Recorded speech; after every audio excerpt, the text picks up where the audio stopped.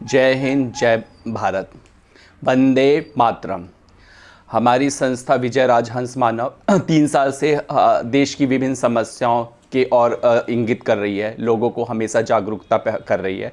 तो हमारी संस्था के ने अनेक कार्यक्रम किए। हमारी संस्था ने पर्यावरण के लिए कार्यक्रम किया। हमारी संस्था पर्यावरण वर्ष मना रही है, ये 2020-21 पर्यावरण के रूप में मना रही है।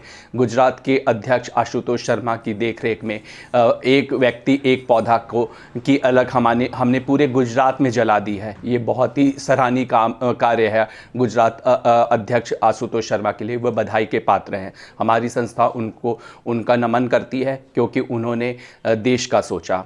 और हमारे गीत दीपिका गौतम महिला है, उन्होंने भी राजस्थान में, और छाया जी भी राजस्थान में नारी सशक्तिकरण पे कार्य कर रही है। हमारी संस्था ने नारी सशक्तिकरण, बाल मजदूरी, पर्यावरण, जल संरक्षण, सैनिकों के सम्मान, बेरोजगारी एक दीमक के लिए अनेक कार्यक्रम किया और मीडिया लोगों ने उसे कवर भी किया। हम उन मीडिया कर्मी को शुक्रिया करते हैं कि जिन्होंने अपना कीमती वक्त हमारी संस्था को दिया।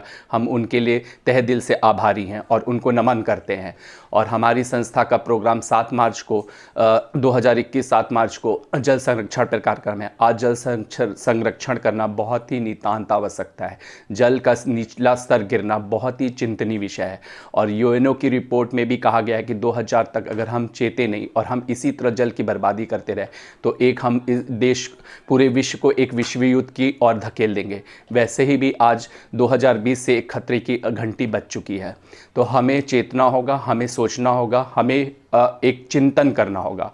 आत्मचिंतन की बहुत ही आवश्यकता है।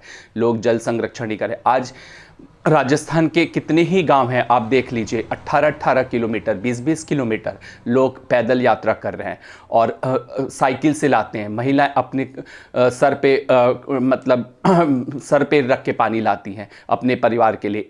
एक लोटा पानी उनके लिए बहुत उस हीरे के समान होता है। हीरा भी उसके आगे उनको तुच्छ लगता है, क्योंकि अगर हम हीरा सोना हमारे लिए व्यर्थ है। हमें पानी अगर नहीं मिलेगा तो आदमी का जीवन नहीं होगा।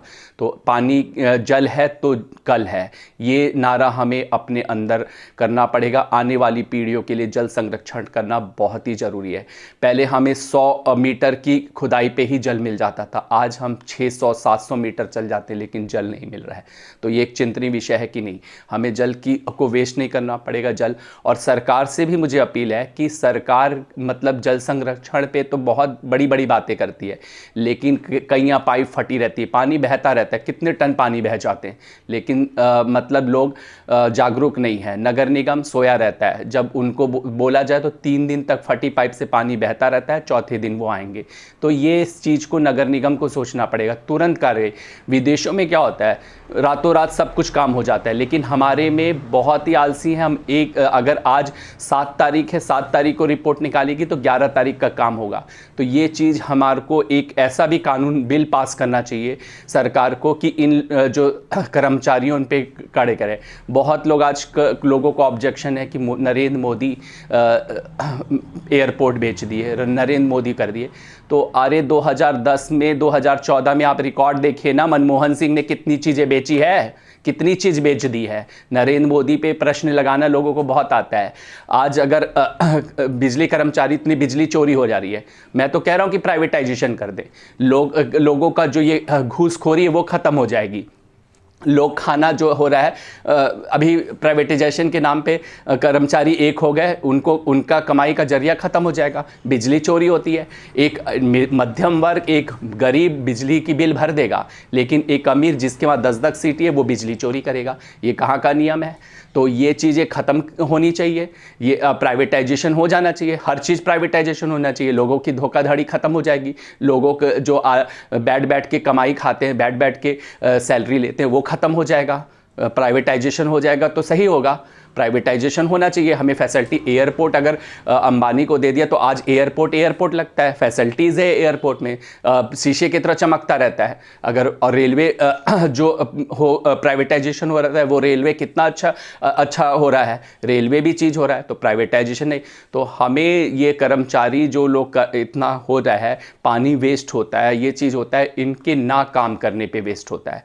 और हम देशवासियों से भी अपील करेंगे कि आप जल का संरक्षण संरक्षण करें, नहीं तो हम विश्व युद्ध के लिए तैयार रहें, क्योंकि अगला विश्व युद्ध जल पे भी हो सकता है। और अभी तो बस खतरे के अलार्म की घंटी है। लोग रिसोर्सेस के लिए कितना, चाइना भी मुंह फाड़े है कि हम कितना रिसोर्सेस कब्जा कर ले। हर देश को लालच है, तो हमें जल को संरक्षण करना होगा, जल को संरक्षित करें, तभी हमारा देश महान राष्ट्र के रूप में परिणित होगा। तो मैं सभी देशवासियों से कहता हूं कि 7 मार्च को हमारे प्रोग्राम में आए, जल संरक्षण पे कार्यक्रम को देखें, देश को जागरूकता फैलाएं, देश में जागरूकता फैलाएं कि जल है तो जीवन है, जल है तो कर है। वंदे मातरम। जय हिंद।